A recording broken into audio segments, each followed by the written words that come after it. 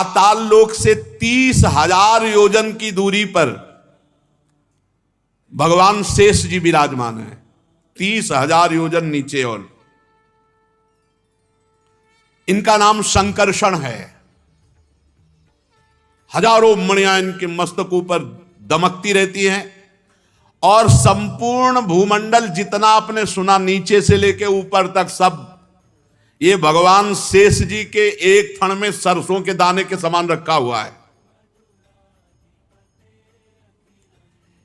एक मस्तक पर ये समस्त ब्रह्मांड भगवान शेष जी के फण पे ऐसे रखा है जैसे किसी की खोपड़ी पे सरसों का दाना रख दे तो पता ही न चले, ऐसे पूरा ब्रह्मांड रखा हुआ है। प्रलय काल उपस्थित होने पर विश्व का संहार करने के लिए नीचे से इनके नेत्र क्रोधवश हो जाते हैं और भ्रकुटियों के तन जाने से 11 रुद्र प्रकट होते हैं साथ में ही, जो 3-3 नेत्र वाले होते हैं। तो भगवान संकर्षण के मुख से ज्वाला विष भई और 11 रुद्रों के तीनों नेत्र खुल जाते हैं और नीचे से जलना शुरू होता है, सब भस्म हो जाता है। ये सब हाटक पी करके जो उन्मत्त है तो राख हो जाते हैं। इसलिए वृंदावन में रहने की बात सोचो, अतल वितल की तरफ मत सोच लेना। श्रीमद् भागवत महापुराण जिसमें प्रसंग चल रहा है, भगवान परमहंस श्री सुखदेव जी महाराज नीचे के लोकों का वर्णन कर रहे हैं। सबसे भूमि से प्रथम जो लोक आता है वो अतल लोक है। ये मृत्यु लोक के बाद सीधे जो लोक आता है नीचे, वो अतल लोक है। इसमें मैदानों का पुत्र राज्य करता है, यहां का वो राजा है। वो 96 प्रकार की माया रच करके सबको सुख प्रदान करता है अपनी प्रजा को। 3 प्रकार की महासुंदरियों की रचना उसने की जम्भाई के द्वारा। स्वैरिणी, कामिनी, जो अन्य वर्णों के पुरुषों से, बहुत पुरुषों से समागम करती है। पुष्चली, जो अत्यंत गंदे स्वभाव की, और सब सुंदरियां। उस लोक में रहने वाले पुरुषों को हाटक नामक रस पीने को मिलता है, जिसके पीने पर 10,000 हाथियों का बल प्रकट होता है, महान बलशाली। और वो स्वैरिणी, कामिनी, पुष्चली, इनमें आसक्त चित्त होकर के व्यतीत करते हैं। पूरा जीवन वहां के लोगों का अच्छे अच्छे पदार्थ खाना, अच्छे अच्छे पेय पदार्थ पीना और बस भोग वासना में लगे रहना। सब सुविधाएं माया के द्वारा, 96 प्रकार की माया जानने वाला सब सुविधाएं अपनी माया से प्रकट करता रहता है। मैदानों का पुत्र विमान में भरकर बस भोगों में पूरा जीवन व्यतीत कर देते हैं। यहां जितने लोग रहते हैं इस अतल लोक में, इनको सुंदर सुंदर औषधियां, रस, पान, विविध प्रकार की भोग सामग्री और इनके सब पदार्थ दिव्य होते हैं। यहां जितने लोग होते हैं, किसी को ना तो मानसिक कभी रोग होता है और ना शारीरिक रोग होता है। मानसिक रोग, व्यर्थ का चिंतन, जलन होना, डिप्रेशन आना, शारीरिक कोई रोग नहीं होता। यहां किसी के झुर्रियां नहीं पड़ती, किसी के बाल नहीं पकते, यहां किसी को बुढ़ापा नहीं आता, यहां किसी की देह की कांति नहीं जाती, किसी के शरीर में दुर्गंध नहीं आता, किसी के पसीना नहीं चूता, किसी को कभी थकावट नहीं होती, कभी शिथिलता नहीं आती, आयु के साथ शरीर की अवस्थाओं का बदलना नहीं होता कि अब जवान अब बूढ़े, ऐसा नहीं होता। यहां सब जवान, सब स्वस्थ, सब सुंदर, शक्ति संपन्न और सुगंधित शरीर से सुगंध आए। यहां मृत्यु केवल होती है भगवान के सुदर्शन चक्र से। सुदर्शन चक्र का ऐसा भयंकर रूप होता है कि जो इनकी स्त्रियां होती हैं उनका गर्भस्राव हो जाता है केवल आवाज मात्र से। विनाशकारी भगवान सुदर्शन चक्र से इन सबका लय करते हैं। तो अपने आप ही भगवान से ही तो होता है। जैसे वहां सुदर्शन चक्र से तो भूमंडल में जो होता है वो काल भगवान से होता है। काल भगवान का स्वरूप है, काल सबको नष्ट कर रहा है। अतल लोक के नीचे है वितल लोक। इसमें भगवान महादेव जी के पार्षद रहते हैं भूत गणों के सहित, और हाटकेश्वर नाम के महादेव का यहां पूजन होता है। भगवान शिव भवानी जी के साथ यहां विराजमान रहते हैं, उनके पार्षद भूतगण आदि। दोनों के तेज से एक हाटक नाम की श्रेष्ठ नदी निकली है, पार्वती जी और भगवान शंकर के तेज से। वो प्रज्वलित अग्नि के समान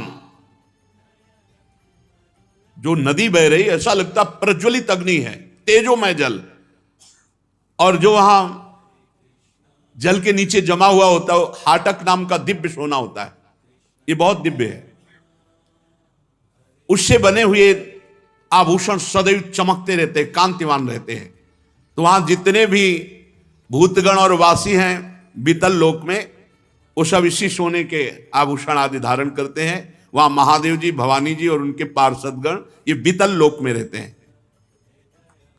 बीतल लोक के नीचे है सुतल लोक। इसमें महायशस्वी पवित्र कीर्ति विरोचन पुत्र परम भागवत बलि जी महाराज रहते हैं सुतल लोक में। भगवान ने इंद्र का प्रिय करने के लिए अदिति के गर्भ से वामन अवतार धारण किया था और इनसे 3 पग पृथ्वी मांगी थी। बलि जी ने दिया भी। भगवान ने पूरा लीला चरित्र तो आगे है। भगवान ने बांधना चाहा बलि जी को, लेकिन प्रेम बंधन में स्वयं बंध करके आज भी सुतल लोक में निवास करते हैं। जैसी बलि जी को संपत्ति मिली वैसी इंद्र के पास है ही नहीं। परम पूज्यतम महामहिम भगवान आज भी निर्भयता पूर्वक बलि को निर्भय प्रदान करने के लिए द्वार में खड़े हुए वामन भगवान के रूप में सुतल लोक में। परमात्मा भगवान वासुदेव को भूमि दान किया तो भगवान स्वयं द्वारपाल बन खड़े हैं।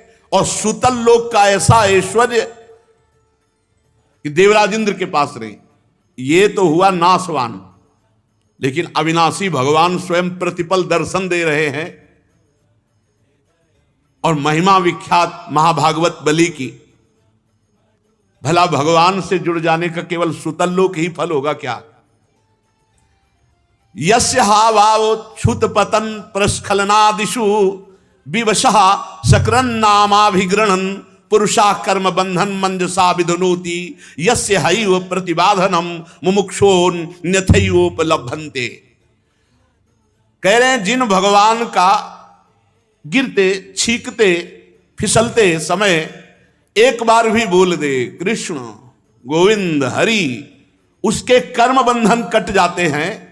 तो जिन्होंने अपना सर्वस्व बलि ने दे दिया उनको केवल सुतल लोक की संपत्ति मिलेगी क्या? नहीं, सारे कर्म बंधन कट गए। भगवान की उनको निरंतर सानिध्य प्राप्ति हुई।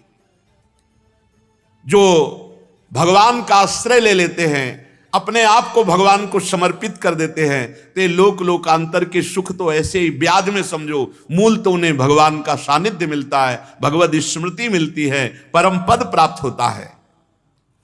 अतएव संयमी भक्त कभी भगवान से इन लोकों के सुख नहीं मांगते। वो भगवान से भगवान की प्राप्ति चाहते हैं। सदैव आपको देखता रहूं, आपकी सेवा करूं, आपके सानिध्य में रहूं, यही फल।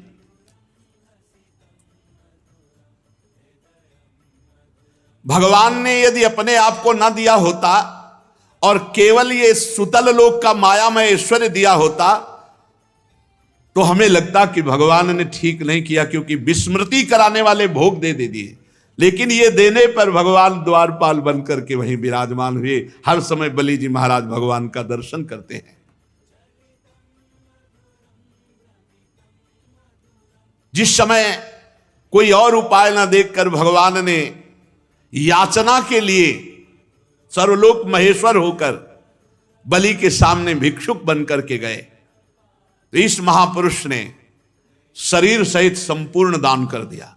भगवान ने 2 पग में सब ब्रह्मांड नाप लिए, कहा तीसरा पग कहां? तो उनका प्रभु 2 में संपत्ति नापी, तीसरे में संपत्तिवान को नाप लीजिए। और कैसे भगवान वरुण पास में, जिसमें प्रतिपल महान कष्ट है, उसमें बांधा था बलि जी को। ऐश्वर्यशाली इंद्र को बना दिया, पर कार्य सिद्ध बलि का किया। बलि को भगवान मिले, इंद्र को त्रिभुवनपति मिला। क्या? इसलिए बुद्धिमान वही है जो भगवान का भजन करके भगवान की भक्ति मांगे, भगवान का भजन मांगे, भगवान की दास्ता मांगे, भगवान से भोग सुन के ना मांग ले। इस नया स्वप्न है, ये कुछ नहीं। प्रहलाद जी जब देखा कि भगवान ने हिरण्यकश्यप को मार दिया है, तो प्रभु ने कहा वरदान मांगो। तो यही मांगा था कि प्रभु मेरे हृदय में कोई अन्य कामना नहीं हो, सदैव आपकी सेवा। भगवान से भक्त कभी ये नहीं मांग सकता कि आपको मैं भूल जाऊं और भोगों की प्राप्ति कभी स्वीकार नहीं कर। वो भक्त ही नहीं जो भगवान को भूलकर भोग मांगता है। बड़े महानुभाव महाराज बलि जी, भगवान की उनके ऊपर बड़ी कृपा, सारी वासनाएं शांत हो गई बलि जी की। निरंतर भगवान के दर्शन और सानिध्य में रह रहे हैं। इनका चरित्र आगे 8वें स्कंध में आएगा। भगवान आज भी हाथ में गदा लिए सुतल लोक में राजा बलि के द्वार पर खड़े रहते, द्वारपाल बले। एक बार दिग्विजयी रावण बड़े घमंड में भरा हुआ सुतल लोक में दिग्विजय करने के लिए पहुंचा। भगवान ने एक पैर की ठोकर मारी, लाखों योजन दूर गिरा, जाकर के दरवाजे के अंदर ही नहीं घुसा, सुतल लोक में ही नहीं घुसने दिया। आज भी भगवान द्वारपाल बने विराजमान हैं। सुतल लोक के नीचे तलातल है, इसमें स्वयं दानवराज मय रहता है।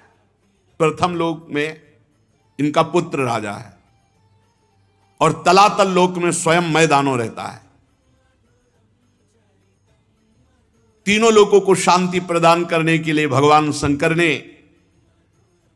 ये जो 3 पुर बनाए हुए थे मैदानों ने, उनको भस्म कर दिया था। आज भी वहां छुप करके रह रहा है। पूरा शासन है तलातल राज्य में इसका। वो परम मायावी, मायावियों का परम गुरु है, और महादेव जी इस पर बहुत प्रसन्न भी हैं, और महादेव जी के द्वारा वो सुरक्षित है। इसलिए भगवान के सुदर्शन चक्र का भी कोई भय वहां नहीं है, क्योंकि महादेव जी वहां सुरक्षा करते हैं। वहां के निवासी कोई ऐसा नहीं है जो मैदानों के आदर और सम्मान और आज्ञा का पालन न करता हो। वहां जब विनाश होता है तो महादेव जी का ही अपराध करने पर होता है। सुदर्शन चक्र से भी वहां भय नहीं है, क्योंकि महादेव जी द्वारा सुरक्षित है। तो महादेव जी के द्वारा होता है वहां जो विनाश होता है। उसके नीचे महातल में ये सब 1000 फण वाले, अनंत फण वाले, सैकड़ों फण वाले ये सर्प रहते हैं। सर्प लोग समझो महातल। इसमें कद्रू जी से उत्पन्न बहुत से सिर वाले क्रोधवश नामक समुदाय सर्पों का रहता है। कुहक, तक्षक, कालिया, सुषेण, ये प्रधान अनेक फण वाले। यहां केवल विनाश होता है गरुण जी से। गरुण जी से मृत्यु होती जिसकी होती। ये बड़े अपने परिवार के, इनके भी स्त्री पुत्र मित्र कुटुंब परिवार ये सब इच्छाधारी नाग हैं। कोई ऐसे नहीं कि वो फणे फैलाए हुए, पुरुष रूप में भी देव रूप में भी रहते हैं। यहां का नाश होता है भगवान गरुण जी के द्वारा। उसके नीचे है रसातल। रसातल में परिणाम के बड़े दैत्य और सब दानव रहते हैं। यहां निवात कवच, काले, हिरण्यपुरवासी, ये सब महान बलशाली दैत्य रहते हैं। देवता सदैव इनसे भयभीत रहते हैं, ऐसे बलवान हैं। ये जन्म से बलवान महान साहसी होते हैं। रसातल में इनमें आपस में कभी द्वेष नहीं होता। इनका संपूर्ण लोगों पर प्रभाव है। ये डरते हैं तो केवल भगवान श्री हरि के तेज से डरते हैं। निवात कवच काले हिरण्यपुरवासी परिणाम के दैत्य, ये भगवान से ही डरते हैं, दूसरे किसी से नहीं। रसातल के नीचे सबसे पाताल है, वहां भी सर्पलोक ही है। शंख, कुलिक, महाशंख, श्वेत, धनंजय, धृतराष्ट्र, शंखचूड, कंबल, अश्वतर, देवदत्त, ये बड़े भयानक क्रोधी महान विषधारी ये नाग रहते हैं। इस पाताल में वासुकी प्रधान है, यहां के वासुकी नाग प्रधान है। यहां किसी के 5, किसी के 7, किसी के 10, किसी के 100, किसी के 1000 फणों में मणियां दमकती रहती है। पाताल लोक में इन्हीं सर्प मणियों से प्रकाश होता है। पाताल लोक तक तो ये 7 लोक वर्णन हुए। पाताल लोक से 30,000 योजन की दूरी पर भगवान शेष जी विराजमान है। 30,000 योजन नीचे। और इनका नाम संकर्षण है। हजारों मणियां इनके मस्तकों पर दमकती रहती हैं और संपूर्ण भूमंडल जितना आपने सुना नीचे से लेके ऊपर तक सब ये भगवान शेष जी के एक थन में सरसों के दाने के समान रखा हुआ है। एक मस्तक पर ये समस्त ब्रह्मांड भगवान शेष जी के फण पे ऐसे रखा है जैसे किसी की खोपड़ी पे सरसों का दाना रख दे तो पता ही न चले, ऐसे पूरा ब्रह्मांड रखा हुआ है। प्रलय काल उपस्थित होने पर विश्व का संहार करने के लिए नीचे से इनके नेत्र क्रोधवश हो जाते हैं और भ्रकुटियों के तन जाने से 11 रुद्र प्रकट होते हैं साथ में ही, जो 3-3 नेत्र वाले होते हैं। तो भगवान संकर्षण के मुख से ज्वाला विष बही और 11 रुद्रों के तीनों नेत्र खुल जाते हैं और नीचे से जलना शुरू होता, सब भस्म हो जाता है। ये सब हाटक पी करके जो उन्मत्त है तो राख हो जाते हैं। इसलिए वृंदावन में रहने की बात सोचो, अतल वितल की तरफ मत सोच लेना।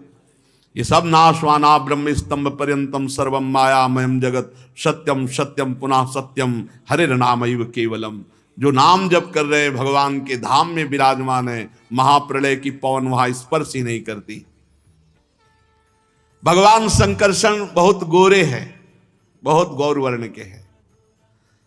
चरण कमलों के गोल गोल स्वच्छ और अरुण वर्ण नखमणियों की पंक्ति के समान दे दीप्यमान हैं। प्रधान प्रधान भक्तों के सहित अनेकों नागराज अनन्य भक्ति भाव से भगवान संकर्षण के चरणों में प्रणाम करते हैं। तब उन्हें उन नखमणियों में अपने कुंडल कांति मंडित कमनी कपोलों वाले मनोहर मुखारविंदों की मनमोहिनी झांकी होती, उनका मन आनंद से भर जाता है। नागराज की कन्याएं भगवान संकर्षण के चरणों की उपासना करती है। देवता, असुर, नाग, सिद्ध, गंधर्व, विद्याधर, मुनिगण, कोई ऐसा नहीं जो भगवान शेष जी की आराधना न करे। वही लक्ष्मण जी के रूप में है, वही बलराम जी के रूप में है। भगवान संकर्षण के नेत्र निरंतर प्रेम मद से टपकते रहते हैं। नेत्रों से आंसू टपकते रहते हैं और वो भगवान के चिंतन में, प्रेम में विह्वल रहते हैं। और जब बड़े बड़े सनकादि ऋषि एकत्रित होते हैं तो वे भगवान की महिमा का गायन करते हैं। भगवान शेष जी नीलांबर धारण किए हुए हैं, कानों में केवल एक कुंडल पहनते हैं और हाथ में हल और मूषल ये धारण करते हैं। उदार लीला भगवान संकर्षण गले में बैजंती माला धारण करते हैं। सुवर्ण की बहुत सुंदर श्रृंखलामयी अद्भुत कांति, तुलसी की गंध से मतवारे होकर भौरे गुंजार करते हैं। इस प्रकार भगवान अनंत महामहात्म श्रवण और ध्यान करके मुमुक्षुओं को मोक्ष प्रदान करते हैं। कर्म वासना की ग्रंथि का भेदन कर देते हैं। ब्रह्मा जी, नारद जी सब भगवान शंकरषण की महिमा का गान करते हैं। चाहे भोग चाहे मोक्ष चाहे, एकमात्र भगवान की ही आराधना करनी चाहिए।